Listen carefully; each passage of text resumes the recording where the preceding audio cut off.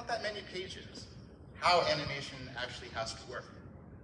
And it all boils down to some very simple concepts that are very difficult to master. You'll have to forgive, I love to quote, and especially misquote and paraphrase poorly, wise words of animation masters. A good example is Chuck Jones. You may remember, you did a lot with Bugs Bunny. I guess the Grinch is probably the most indelible thing now that bears his thumbprint. He said, as an animator, you have to be able to know exactly how an alligator would do ballet. Because if you're wrong, a 4-year-old will tell you you're stupid. That is what animation is. Animation is creating an illusion that somehow works. And there are ways, methods, in order to achieve this illusion. And as we see this Pikachu ball bouncing, as I go back to the, I do not like the VLC controls. Let me just throw in. So here's a bouncing ball. I think this is Maya or something, 1999 or something. So this is the fundamental building block of all animation, way before we get to calling out power moves and such. If we think of a bouncing ball, what is it? It's just a point moving around, dictated by some sort of physics. The physics that we understand. If we were to make a short film with one of your iPhones right now, and I were to drop a ball, the ball would fall, it would bounce 9.8 meters per second squared.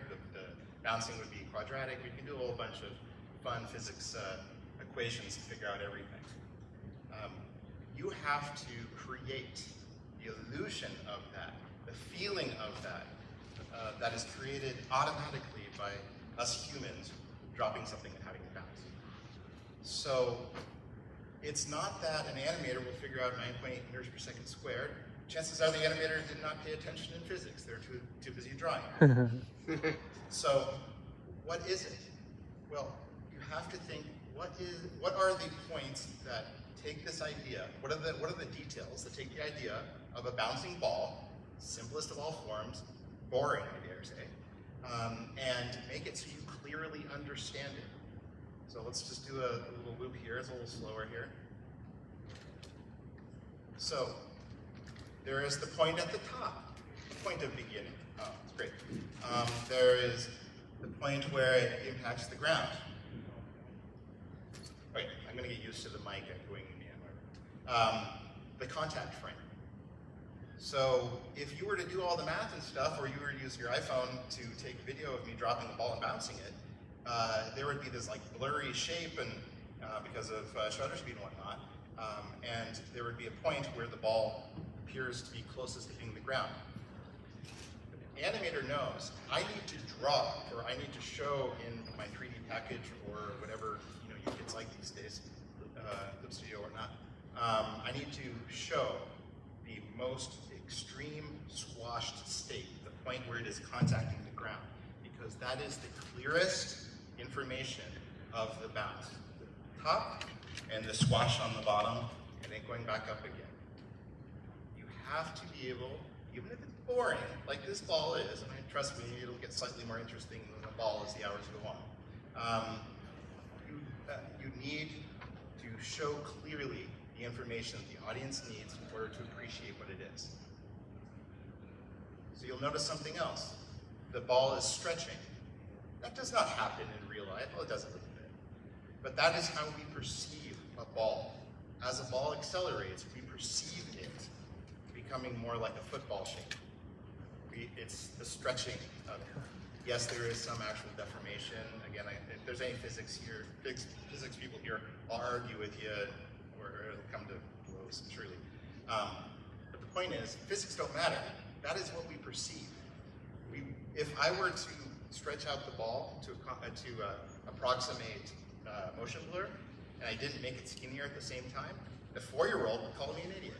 All you would know it's wrong.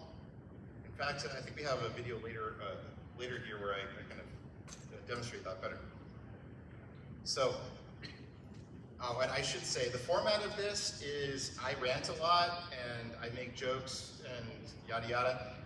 At any point you have a question, you have specific concerns, please let me know. I've also brought some examples of the traditional method. I have an animation table I used in college.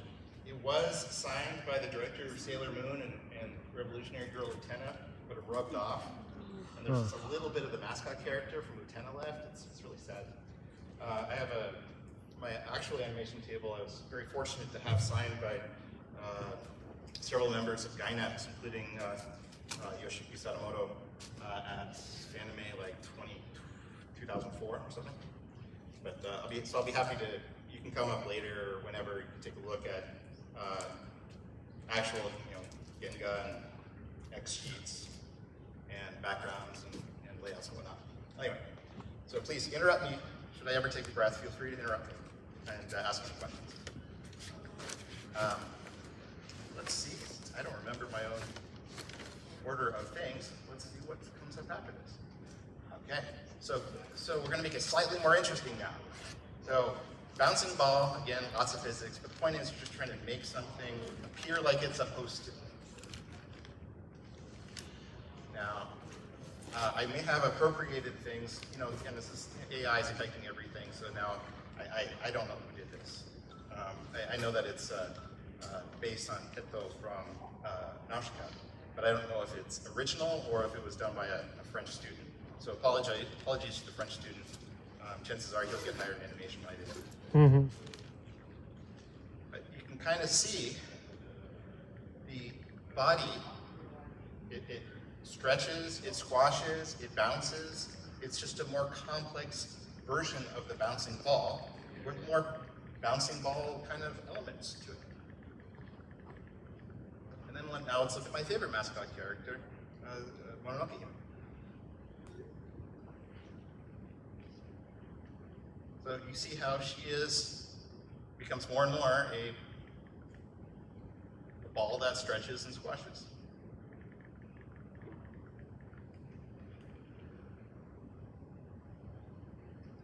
And can anybody actually move like that? Well, no. I mean, I can't. I'm too old now. But but Chuck Jones would say the 4-year-old likes that. That looks perfect.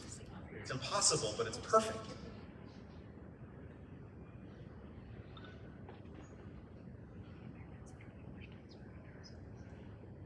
So everything that has to happen in order for the audience to believe what they're seeing, to preserve the illusion, is there, even if it's completely absurd. I have the screen. Yeah. Building block for all moving forms. So I could, had if the panel was on Saturday, I would have spent tomorrow morning making a better demo of how you can make a character with lots of bouncing balls for all those muscles and stuff. Think of Rayman if anybody's old enough for that. Yep. This is exciting. I don't remember what comes after this. Oh, okay. So I'm, as you may have assumed, if not, I'll say it directly, a huge GuineaPigDan fan.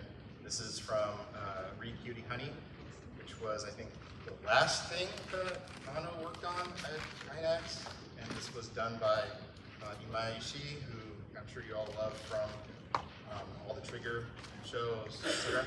This is when he was still a kid. So, if something is simplified to a bouncing ball, it's easily understood. Yes, it's. I'll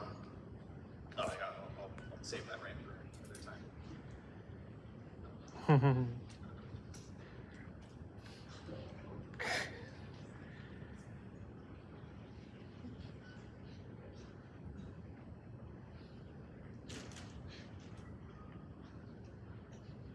Again, lots of physics involved, right?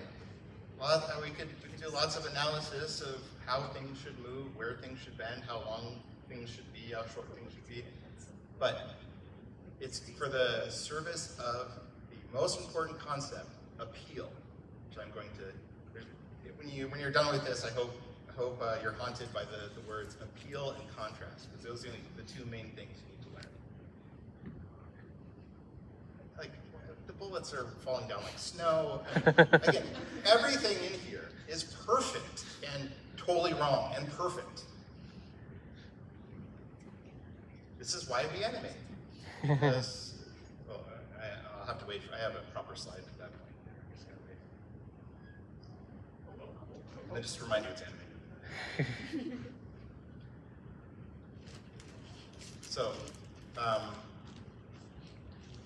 one thing you may have noticed, when a character is making an action, they are determining how physics applies to them. They are motivated against the forces around them. When somebody like gets shot or is one of those policemen, they're simplified, so they are just the ragdoll effect of physics. They're no longer a character making a decision represented by movement. They are now just a thing moving. So that's the difference between, let's make sure, we get a little bit more. There's another, this is probably why this is the bouncing ball example.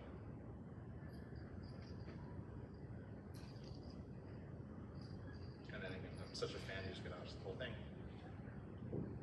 Okay. So I think I kind of touched on this. Preserving volumetrics and maintaining audience perception of forces is the rule. It's what the 4-year-old knows you do wrong, even though the 4-year-old doesn't know what any of those words mean. So you have to maintain the illusion. A ball cannot get bigger and smaller unless it serves a point of appeal or a story point. Basically, always a story point. So that ball stretches out. It is the same amount of pixels on the screen when it squeezes and stretches out in a 2-dimensional space, because that's how we perceive it. So perception of forces is important. Actual forces are just inspirations.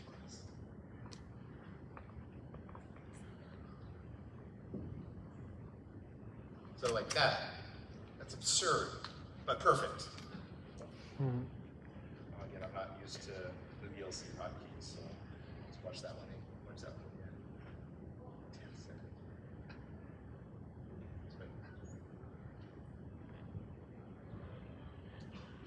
So a little bit of stretch. And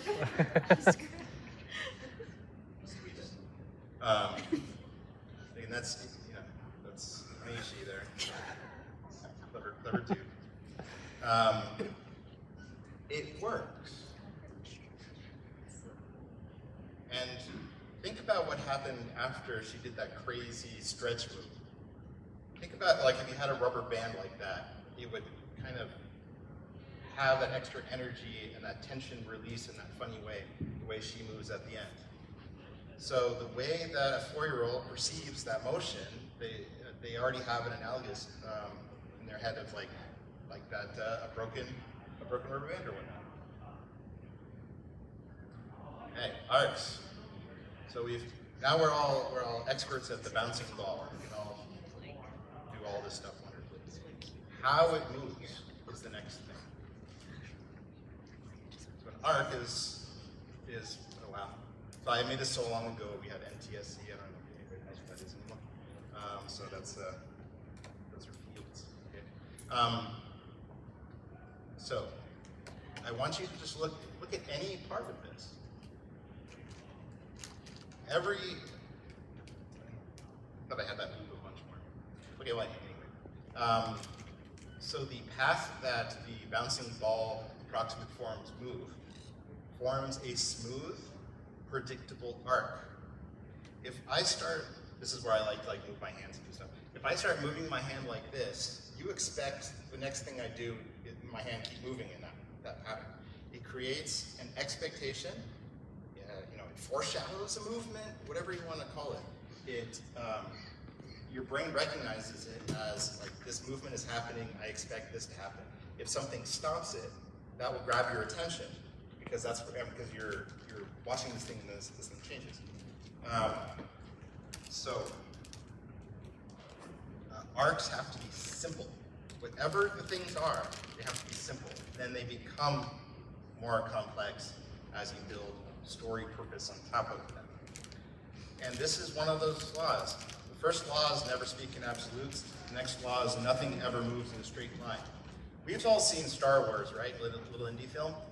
Spaceships never move in a straight line in Star Wars. They're always slightly turning. Even the first shot of A New Hope, it's the Star Destroyer is making like a swoop.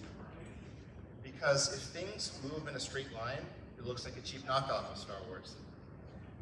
So there's always a little turn. Try to think of anything that could actually happen in life where something is perfectly straight. It always looks artificial. And that is not what you want unless you're trying to make something look artificial for the point of the story, which we'll get to a grander point later. So we're going to see more fudi-kudi. A perfect example of somebody walking down a straight hall and it's totally not straight. So simple arcs are easy to comprehend. The movement of the things we identify as the bouncing balls, more complicated as characters, whatever. Your audience has to comprehend what you're telling them. If I was doing the storytelling thing, I'll go into how David Lynch does this in a completely different way,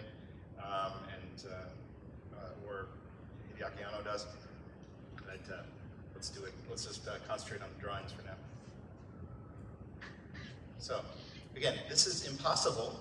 There is no way that a girl with a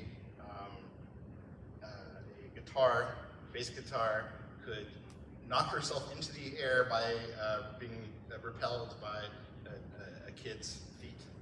Yeah. But it's perfect. The arcs are perfect. All the points of motion, everything that you need to see there is there, and then the appeal, the value of you looking at it is allowed to stand true.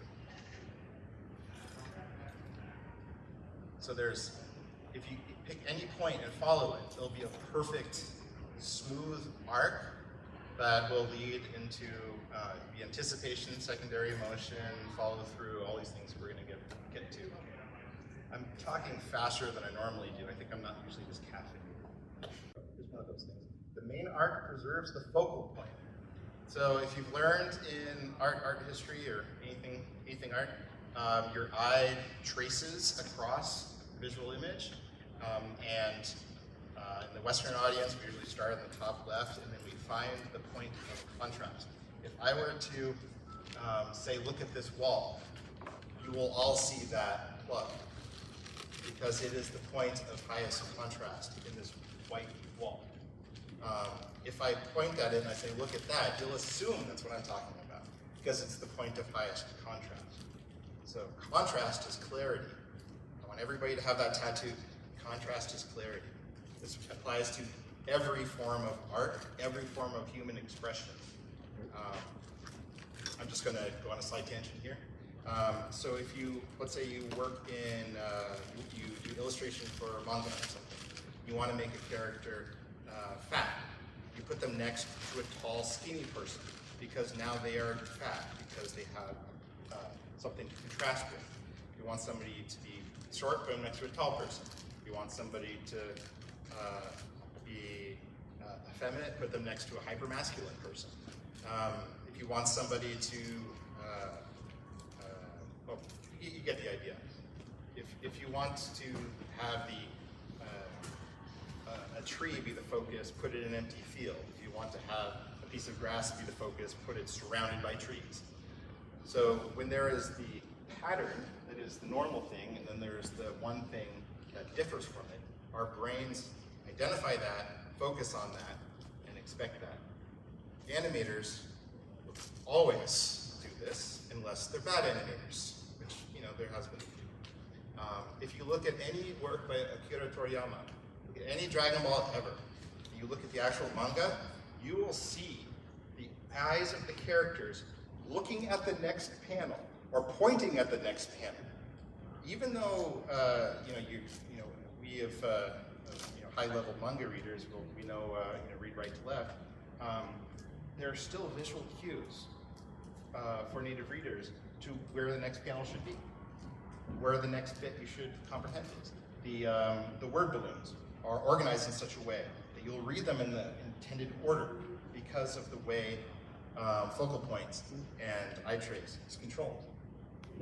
So the main arc, the main thing, is usually the center of mass of a character that's moving around.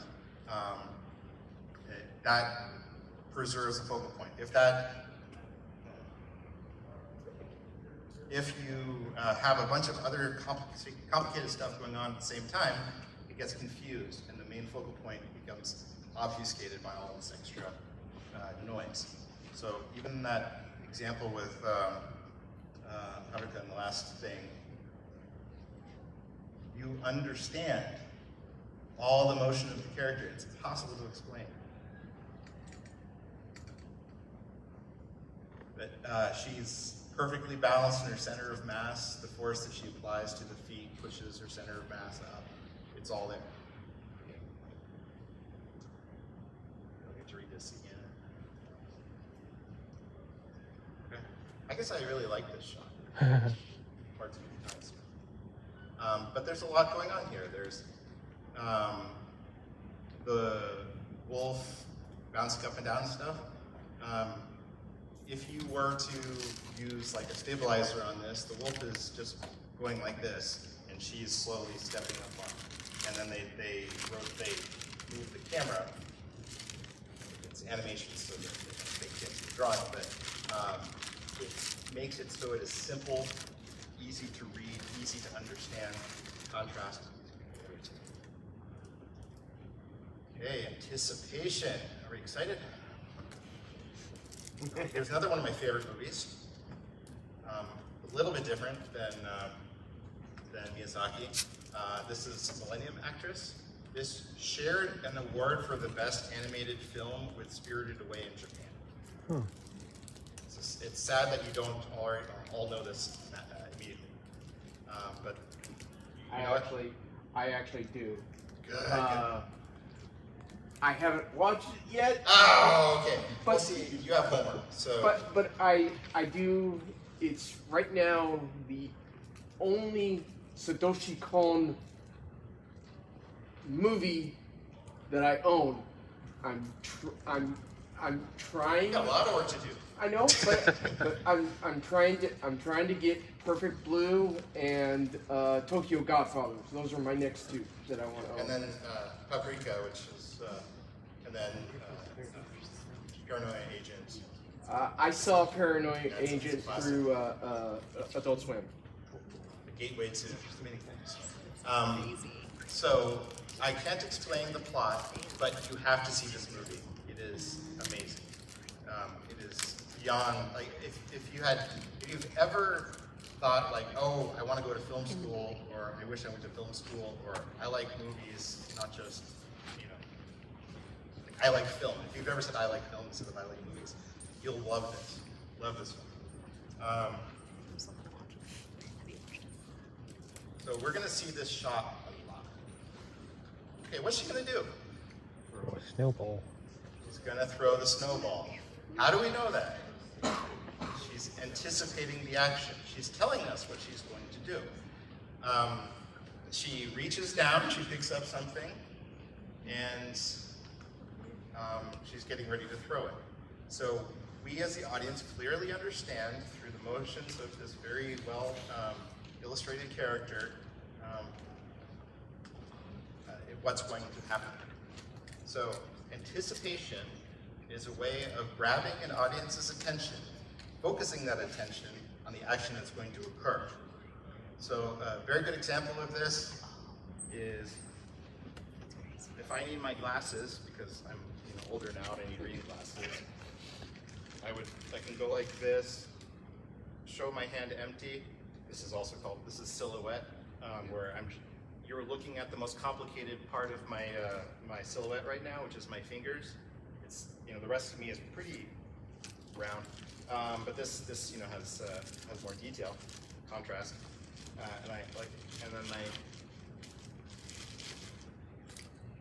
so by doing this action, I'm showing you this is where the focal point is, and then I'm anticipating reaching into my pocket, and then I'm reaching into my pocket, and I'm pulling something out.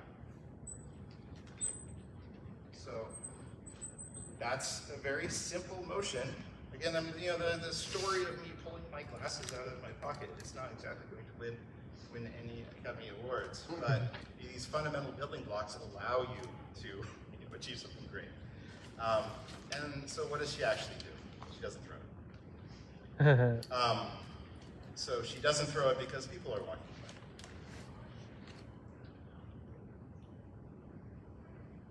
by.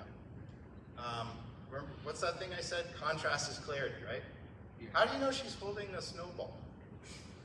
You see the snowball. See, that's not really clear enough. Can I get it? She like picked up a snow and then it became a snowball. But the point is, when she picked it up, let's see if I can. I should just study the VLC.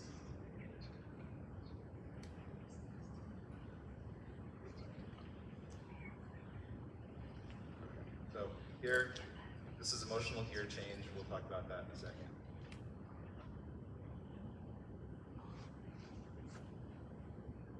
Do you remember how to do frame forward on VLC?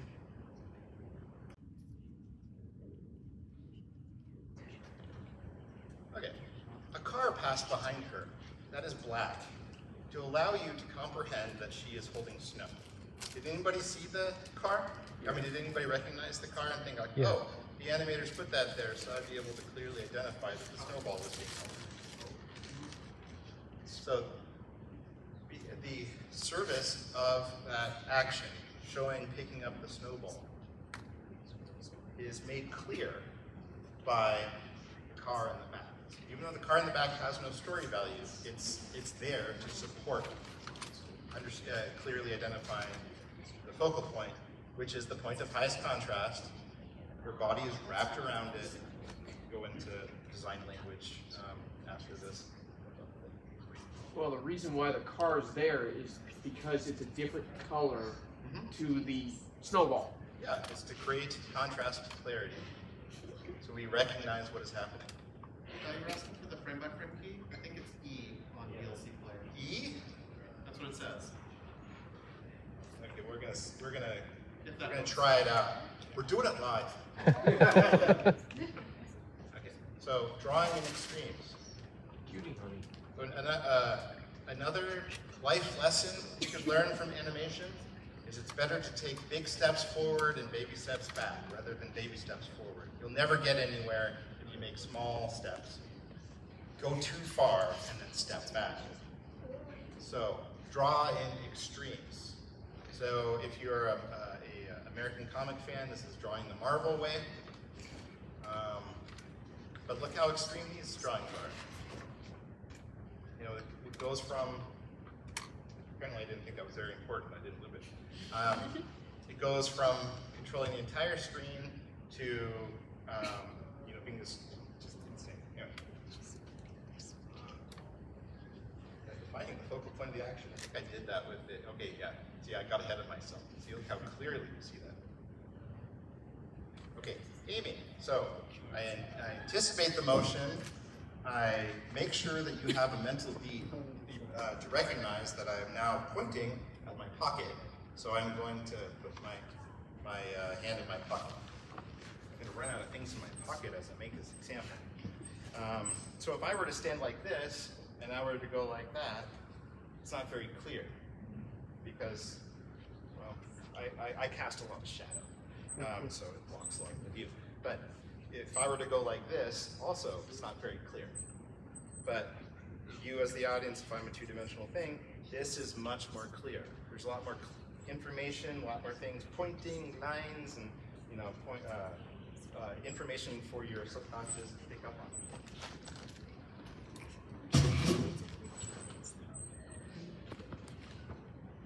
So, aiming is showing the audience what you're going to do before you do it.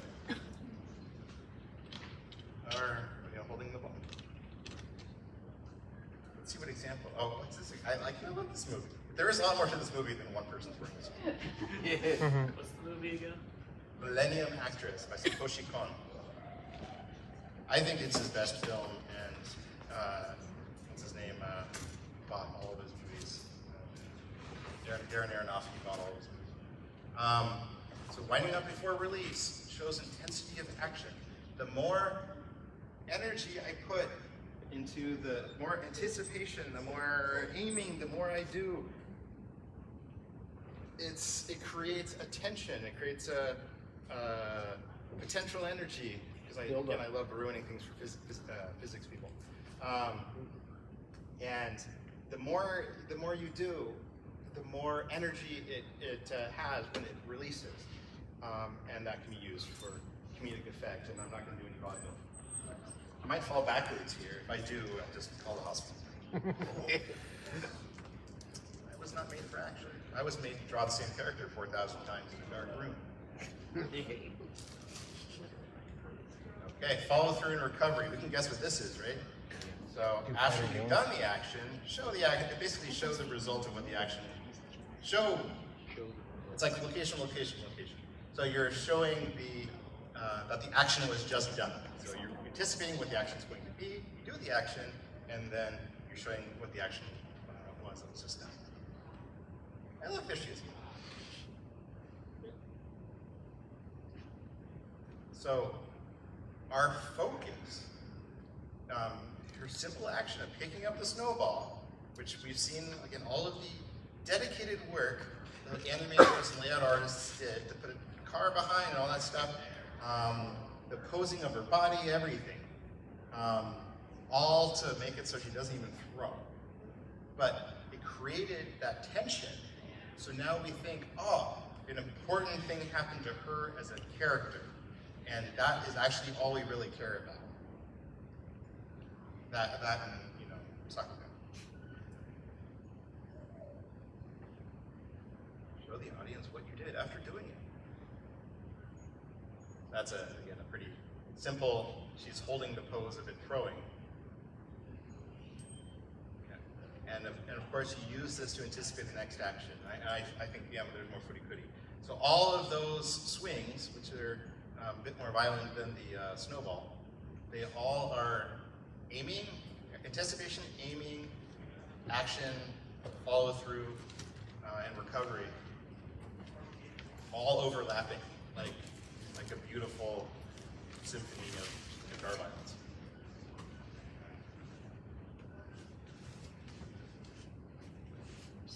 Okay. So elements of the character can be defined in recovery.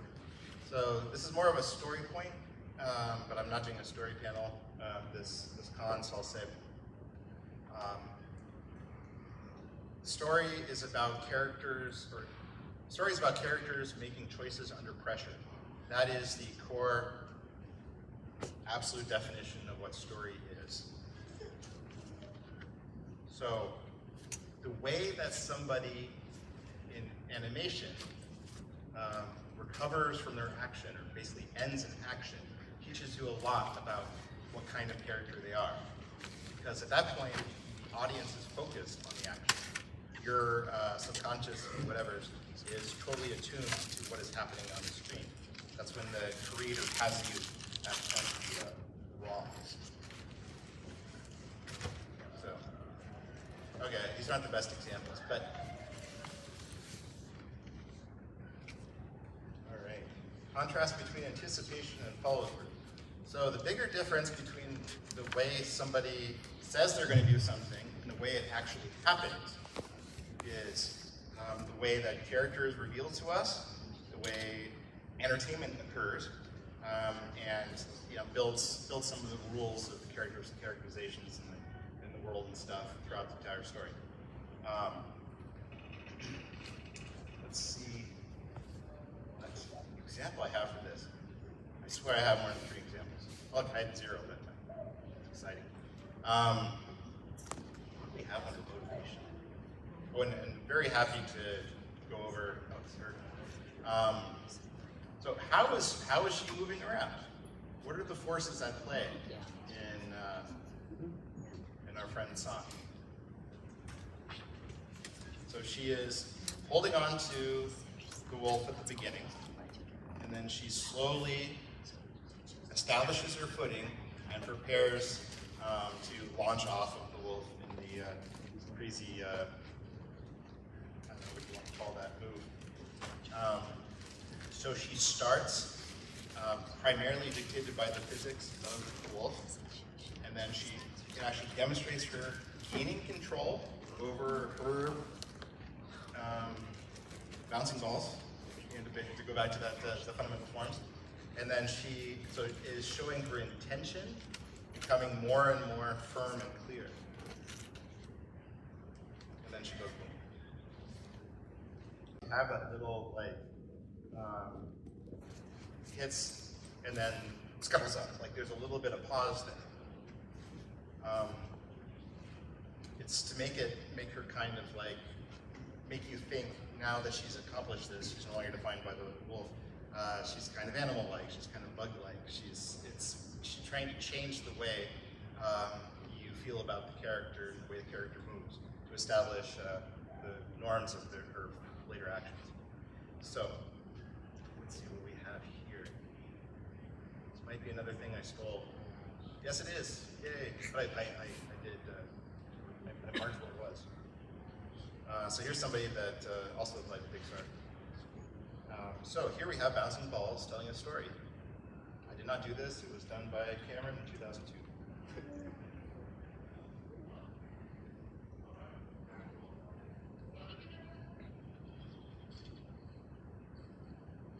And lots of bouncing balls, lots of physics and stuff. Oops. Alright, so that was very, very fundamental and simple, but you understood the story, right? You saw characters making choices. You saw characters of contrasting skill levels and adaptability to the circumstances. You saw effectively an inciting incident, climax and denouement. All the elements are there, with just balls bouncing. And the other character had a little bit of a tail. So, implying one is very spry. You see there more of that squash and stretch goodness. So, when a ball is just bouncing and follows the way we think it should follow, like I should have brought the ball as part of this demonstration, but whatever. You can all imagine it, I hope. If I just drop a ball and it starts bouncing, it'll move in this way that's kind of like, oh, okay, yeah. But when it does not do that, when the ball moves a different way, like it bounces back and forth, or it bounces up and down and it bounces higher, then that implies that the ball is motivating itself, that it is making a choice and is acting and applying physics to itself. So it implies that a character is making a choice. A ball just bouncing, boom, boom, boom, versus a ball bouncing up and bouncing.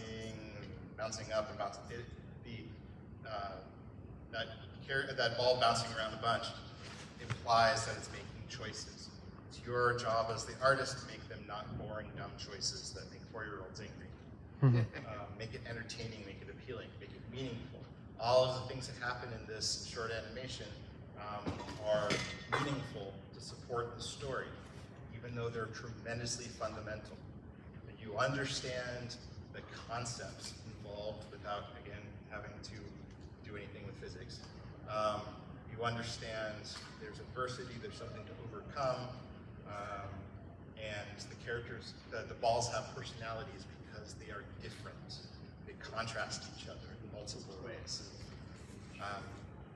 The payoff to this is not Academy Award winning, obviously, but it is satisfying, it's entertaining. I don't know if he got a job, because I didn't get a job. So.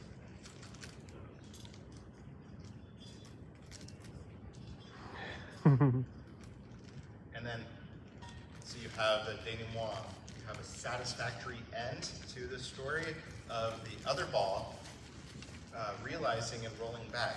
It does not have eyes, but we know which way it's looking. That's the illusion. So these tricks are done in Shibuya arc of Jujutsu Kaisen. All of these things are done just millions of times over in every frame. So you can achieve something truly impressive by obsessively applying all of these simple rules. So I was just talking about character-driven motivation. If something moves different than we expect it to, so she has very, very purposeful movement. She commands everything. And as your brain is looking at that, you're looking at her pose, it is incredibly clear what type of character she is. And once you've seen this and your brain has accepted it, then all of the other environmental stuff kind of starts filling in your brain, and think like, oh, she's not even dodging bullets because she didn't got time for that. The entire world deforms around her. That is how potent, not Cutie Honey is. It's hard to recommend because the second episode was done by Sunrise or somebody else. McCoy Animation, not GuineaPigDan. Hideaki Anno directed the third episode. Animation, the first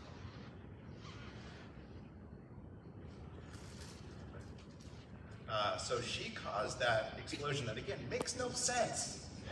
But that is the result of her applying physics to the situation.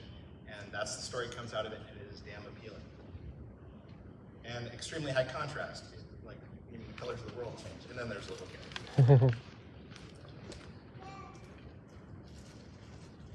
Everything just absurdly clear. All the stuff that you saw with the Snowball, the Millennium Actress, is happening here with golden guns and backgrounds. And you see how there's like a target around the tip of her back gun. Again, another reminder that this is anime.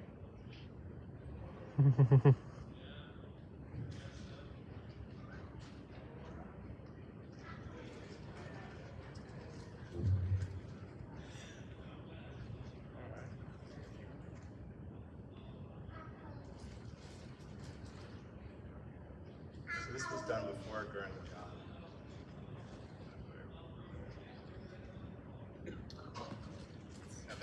That little move she did, where she landed and got up, again, it's better than ballet.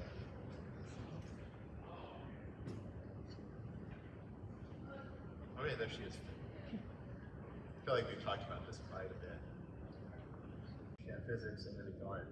That's really the key to all animation.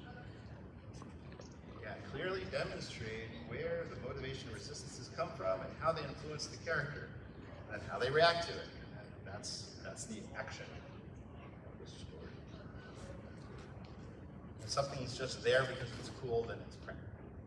It's there for a reason. So, overlapping action. So again, reminder, this is anime. So what is something in anime that's always overlapping action? Bunny ears, right? Parts of the character move at different times, and the rest at different times, defining traits. So this is another GuineaPigDan work. This is Otaku no Video. It's a documentary, you should all watch it. Again, bunny ears are a wonderful example of secondary motion and overlapping action.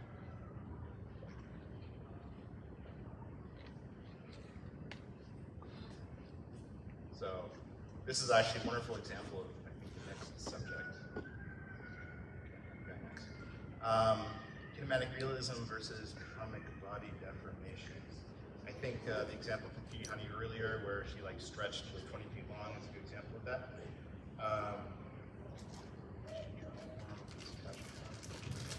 Kind of irrelevant. Repeating things I said before, maintaining marks.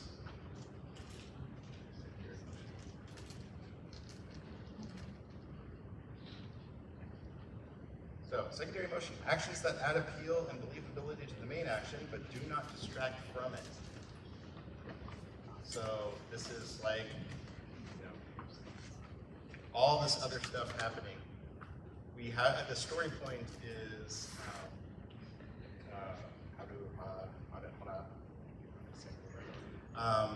is going to hit Conti in the head with a bass guitar, as one does. And a lot of other stuff happens, a lot of other motion happens that supports this idea. It doesn't distract from it, it supports it. Our harmony is good. And then it allows you to anticipate the next action, so it's not just A, B, A, B, A, B. So the motion of one thing draws your eye to a certain point to allow the next action to be understood by the audience.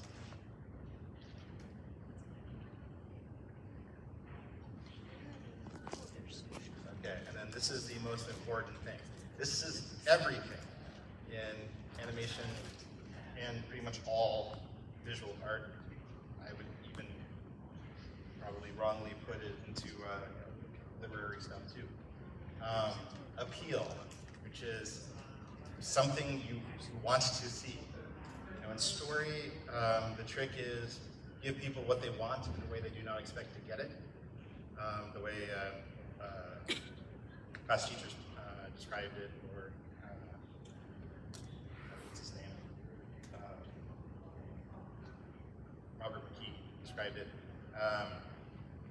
What you want to do is place out a nice mat for your audience to sit on, pull the mat from underneath them, and they find another mat. They're like, okay, I'll sit on this one. Just keep doing that.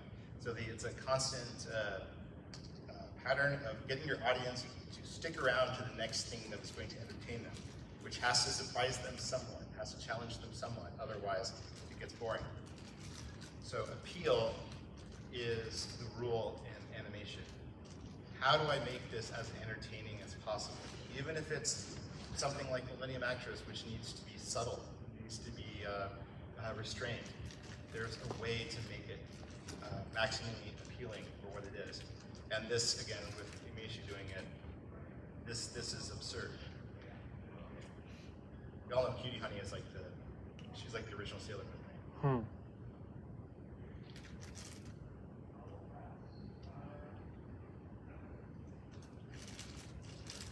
Is that a bad guy?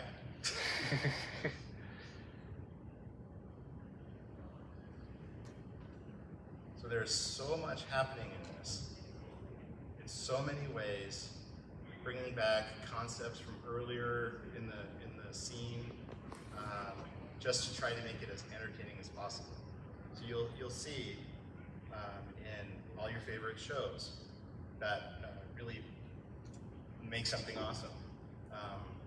They're like planting seeds of something early, so your brain has time to like understand this. It's like the Chekhov's gun for people who know screenwriting. You establish the logic of how the police officers are basically little like plush characters. Earlier, you establish the color that guns and missiles are, and you establish all of these things. So when it all comes together in a climax like that, you appreciate something more than the information that you just saw. It's like other stuff comes in. If I'm allowed to spoil a certain part of Empire Strikes Back, I'm sure, spoiler warning. When Darth Vader shares the truth of his parentage to poor Luke, you are forced to reevaluate everything that happened in like the last 4 hours of movies. All the things that you experienced and how cool about Star Wars are now reflected and filtered through this new information that you have that Darth Vader is Luke's dad.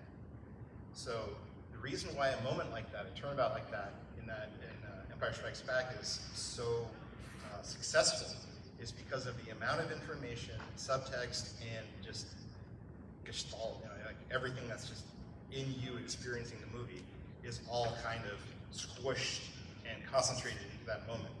You're not like doing analysis of it, but all of the emotional play and all of the character, story growth, and everything, all amplifies that moment. That's what you can do with stories. You can keep doing that over and over again until you have parallel. Which is, I think, why we had such a terrible Star Wars episode 9. Make it appealing, entertaining, and clear. So how do we make something clear? Contrast. Contrast is clarity.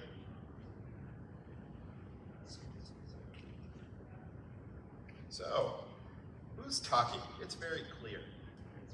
Who's in charge? It's very clear. The level of detail on the plush police officers, they're just background. They're just texture. We have established in the archetypes of the two other police officers there that they actually, they have eyes and stuff, like they're more than just happy faces, plush faces. But look at how her posture, her pose, is kind of like supported by them, but they're also kind of like hiding underneath it. See all of just the simple one drawing layout trickery done to make this more interesting. I mean, there's a whole bunch of other stuff. Contrapposto pose, the angles of the bottom, the hems on her jacket, all sorts of things. Lots of lines to draw your attention in certain places. She has another like blue thing, halo thing around her. Yeah, there's so much. But we already know that she doesn't give a crap. So what we know about her character from before, or actually, I think this is actually before the other shot I had. This establishes her character. It's been too many years since I've seen the show. But that's very appealing. So show what you need to, hide what would be a distraction. A great example of this in story is in Star Trek, they never go to the bathroom because it doesn't matter to the story. There's certain details that we can argue about as geeks, nerds and otaku, but when you're giving information in the form of a story, just show what you need to and hide anything that would distract from that. So if you, in order for something to make sense, you need to have people surrounded by their police officers. You don't want to make each one of those police officers riveting and catch your eye. You don't want all of them they're not all merchandising opportunities. So you make them kind of a texture in the background. You control what your audience has time to perceive. And you make it the most important thing that satisfies your story, which is the point of appeal. So there's a lot going on here. And it doesn't matter. The feeling of this matters. So, you're not, the whole point of furikuri is you're not supposed to explain like I do, like I specifically do with Evangelion. You're not supposed to furikuri. It's supposed to avoid the absurd analysis that people like me do. It's kind of like if cosmic horror were fun. So look at the way Naota is on there. He is not clear, but he is there. So he is actually mitigated. He is reduced in contrast. The point of highest contrast is Kanti, who is red, surrounded by blue lit steel and concrete, and him punching into the center of the hand, which creates a logic that applies to episode 5 and 6, but whatever, it doesn't matter. That's the point. It's framed in that like red area in the fingers, and just so much going on. But the thing that we're supposed to get from it comes through. It's also very unclear. That's the point. That's what we're supposed to get.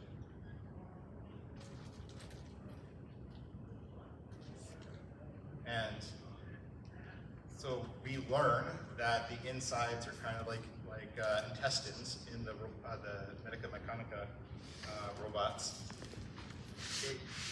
It's satisfactory. It makes it so we're not applying like Gundam analysis. We're not trying to figure out, what the robot is made out of and stuff. It's doing something to intentionally create a feeling and an understanding that makes furikuri magical, which is not what happened in Progressive, etc. So appeal is the pleasing and fascinating quality that makes a person makes a person enjoy the look of any drawing or design choice. I think Disney said that. Yeah, I'm sure that was Disney. That guy made some money. So figuring out the pleasing and fascinating quality of an action, a drawing, etc., that is the impossible Sisyphean task that we artists pursue. If we achieved it, we wouldn't want to do it anymore.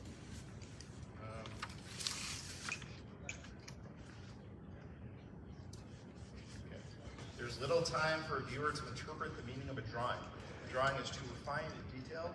The story will not be clearly communicated. Use simple and direct drawings. So let's think of what's an actor that's like really got a grizzled face that's popular now.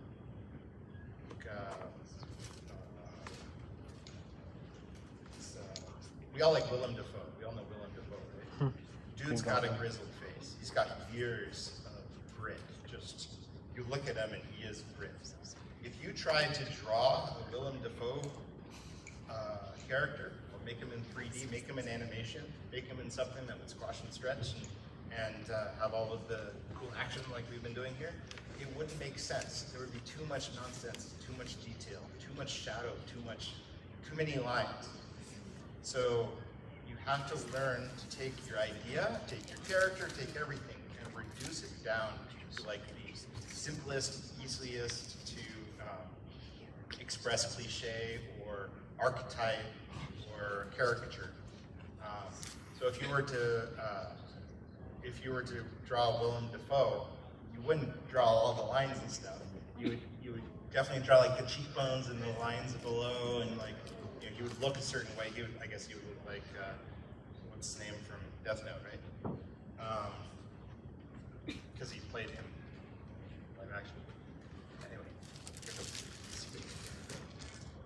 the point is, you can't show everything perfectly.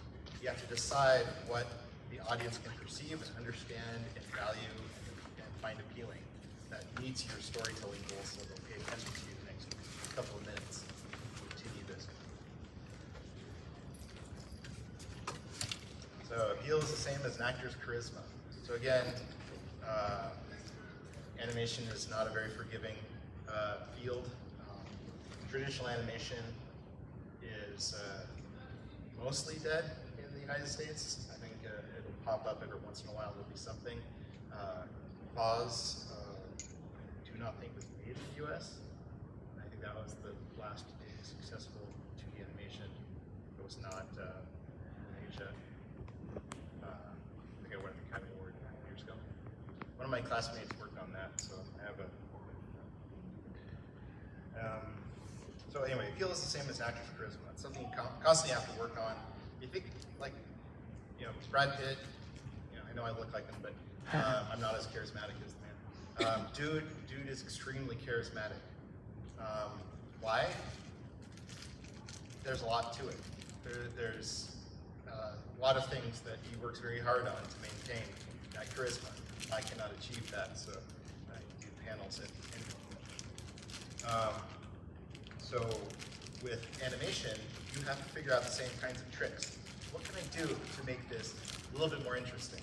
If I make the character a little taller, if I make the finger stretch a little bit further, if I make them reach a little bit higher before they grab something out of their pocket, is that going to make it more appealing? And then that becomes charisma. And then suddenly you have a character that sells on its merch.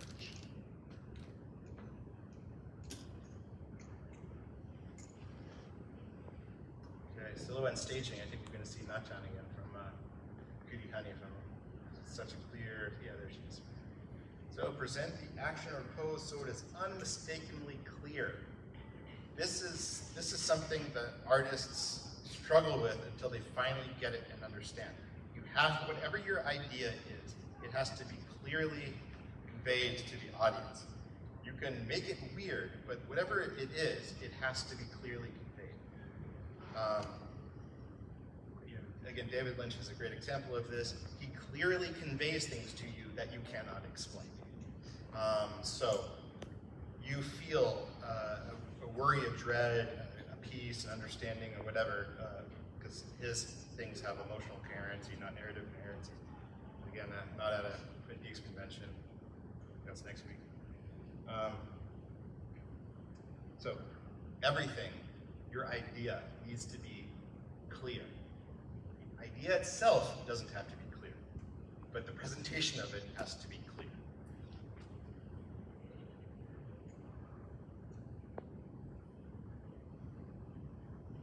stage to best address the story point. Have a purpose.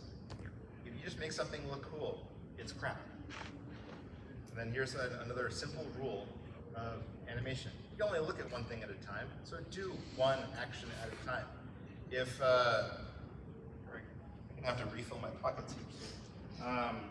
If I'm going to get stuff out of both pockets, I should draw your attention, aim, get something, and then as I'm doing that, I've moved this over here to draw your attention over here, so then I pull out my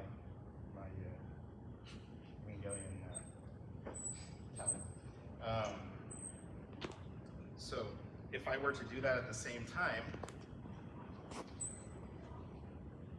what's your focus? You don't know. Now, if the point is I'm showing that I'm rifling through my pockets and the contents don't matter, then I would do things to establish that both of these are the focal point. My entire posture needs to reinforce it, and then I would do something. I would act in a certain way or draw in a certain way to clearly convey that idea.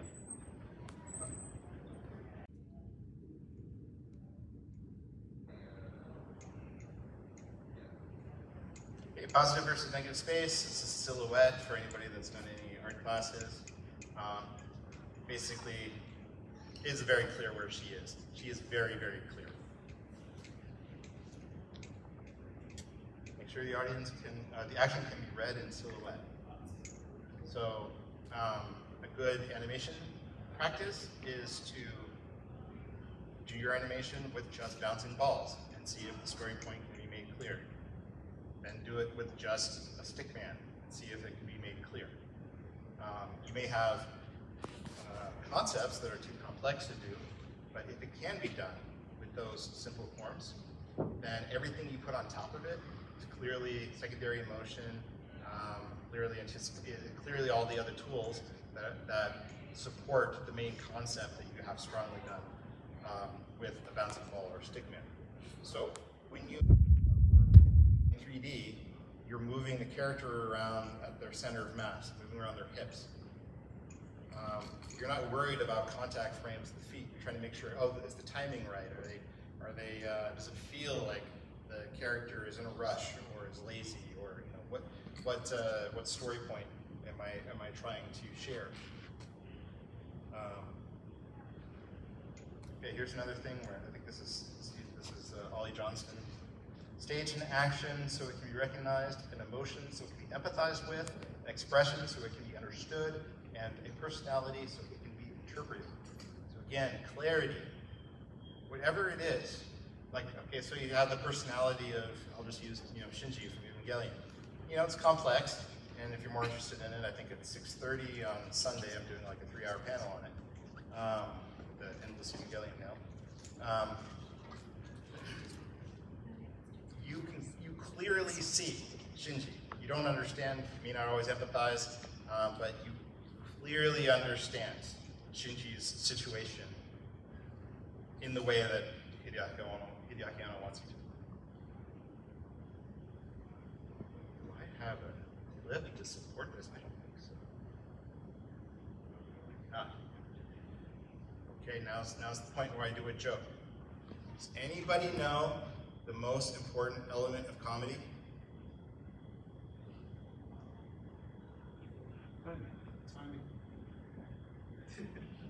Timing.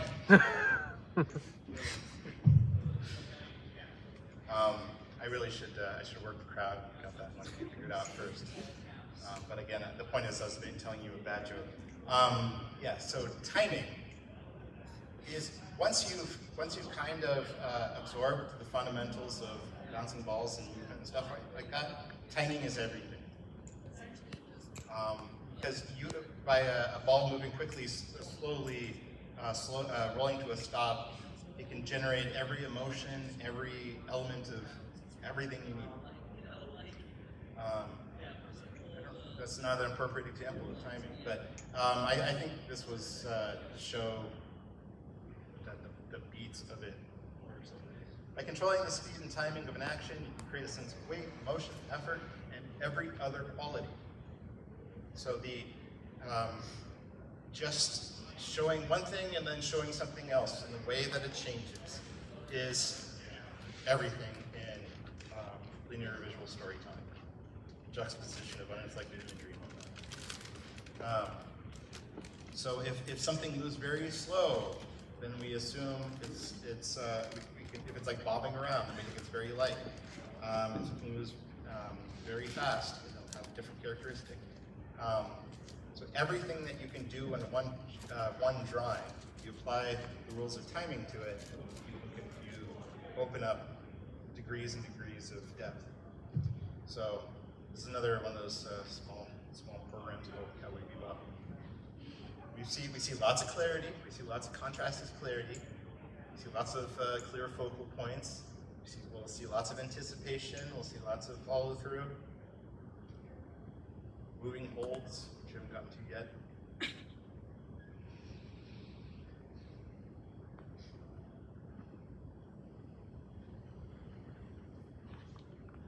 So that was used as an example of timing because the Poirot, whatever his name is, the character's called, the clown guy, he hardly moves at all. And he maintains a very simple form. The environment does not move at all except for some smoke from the gun. And then he does his little vaudeville thing, and then it's chaotic violence. And Spike, of course, anticipates this because, more for the story thing, we are with Spike at that point, maybe slightly ahead. I think we know about the guy more than Spike does. So that not moving and then moving dramatically increased the entertainment, the intensity, because it was kind of like a rubber band twisting, a bunch of cords stretching before it's going to snap back. And that creates appeal. Going to climax. So when there is an action, story point or whatever, we are telling the audience what we're going to do. So there's an expectation that we're going to do it. We see the dead guy, we see all of this in story. We know something is going to happen. We know we're twisting, we're tightening something, upping the tension for some reason. And we are reminded of Spike's personality. We can look at the way the staging is on this character. And again, the amazing staging is just so this is in some ways redundant. The importance of exaggeration. So if I were to show this realistically, if I were to render this, with like it was a documentary or something, it would not be interesting. In order to make it what it is, we exaggerate things that lead to appeal and simplify things that would distract people.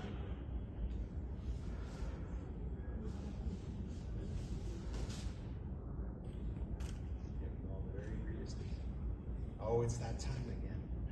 I think I'm almost done. So it's good. Exaggerated movements are clear to the audience and appear more real than perfectly rotoscoped movements.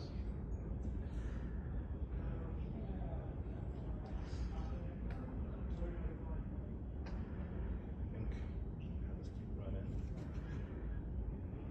Unrelenting reality illustrates a serious mood.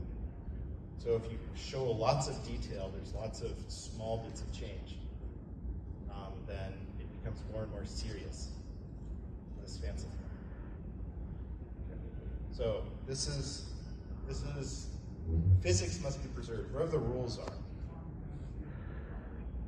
So she's flying on a witch's broom, and she is perfectly doing it in the way physics would demand that she does it. Like it's a skateboard or something. It's wrong, but it's correct. It's that thing where a 4-year-old can tell you it's wrong. An animator has to know how to do it right. shortcut is know your object center of mass. So if you were to draw where her sacrum is, it would be a dot that was bouncing up and down at 9.8 meters per second squared.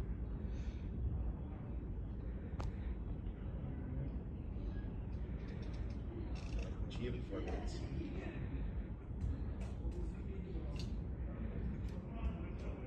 So hero pose, basically the pose, the thing that gets the focus. Addressing the story point without animating anything. That's what anime is all about. Yamaga did Royal Space Force and GuineaPigDan. Said Disney animation is about animating characters, telling a story by animating characters. Anime is about telling a story by not animating characters. But moving hold, I don't have a good example here, but this is the squiggly lines you see. These are some squiggly lines there. It's keep alive. It's enough drawing to make you know that they're not moving. It's not the videos stuff. So this is an important concept, which if I had 3 hours, I would go into emotional hue change. So contrast is clarity, right? Appeal is everything, and characters making choices is the story. Under pressure is a story. When a character shows a change in emotion, that is the point that you learn the most about them, and you're most interested and most entertained. So, how is Nautha feeling right now? He's like surprised and ashamed. But then the way he changes his emotion to anger tells you that is who he is as a character. Just going from one emotion to another and the path that the character travels is everything about Naotha's character. Look at any character except for Gojo or something. Pretty much any character in any show that you like. The path they go from one emotion to another emotion when they're reacting to something else is who they are as a character and is what you find appealing in them. And then capturing conflict is too much to go into here, but again, you understand. You don't need to know the characters. You understand the relationship between them because the poses. All right, hey, we're almost at the end. I guess I don't have to show you my crappy college assignment. Keep it simple, stupid. Again, if this was an 18 plus, I would use a different word for stupid. One thing at a time. And an action must be recognizable before the audience can appreciate it. So keep it simple, stupid is like another life lesson you should take in all things. Always better. Contrast is the key to everything. I've said that enough. You'll say one more time. Contrast is the key to everything. Medium blacks and subtle shadow patterns can reveal the shades of a character in a person, so we must concentrate on acting the story. That's the Willem Dafoe example again. It's a crude medium, but its limitations that made it develop. And so here's just an example of some walk cycles from Klaus, my last. You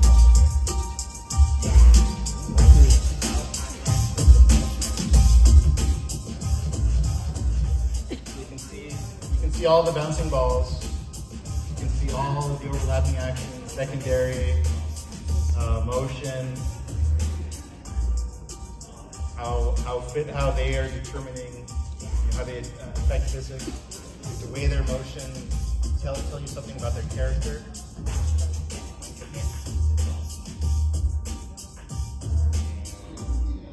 Do I have anything else? That's it. I think I made it in time. Well, I have a red card being, soon it'll be hitting me in the face. So I do have a couple of examples if you want to see. I'll bring them to the back or something, or to that side. If you want to see X sheets, this is from Hikaru no Go. So you can take a look at that. And I think I have a couple of other things I can show you. But beyond that, I hope you all learned at least a little bit more appreciation for this crude medium that we're all such fans of. How much hard work there is to make your favorite shows. I will, one more quote from Yamaga, the founder of GuineaPigDan. He said, when you start as an animator, you're given a desk about this wide, and can't put anything on this wall, can't put anything on this wall, and you have a mirror so you can look at your expression. When you become a lead animator, your desk gets wider because then the other animators can put stuff on your table. And when you become a director, you know, like Hideaki Anno, you get a shelf. He said, have you seen the movie Das Boot? Because it's kind of like working in the anime industry is like working on a German U-boat. So it's definitely a passion that people follow. And I guess with that, I am going to remind everybody to come to my Evangelion panel on Sunday. I think it's at 6:30 and I think it's at 2. But that one, I'll speak twice as fast.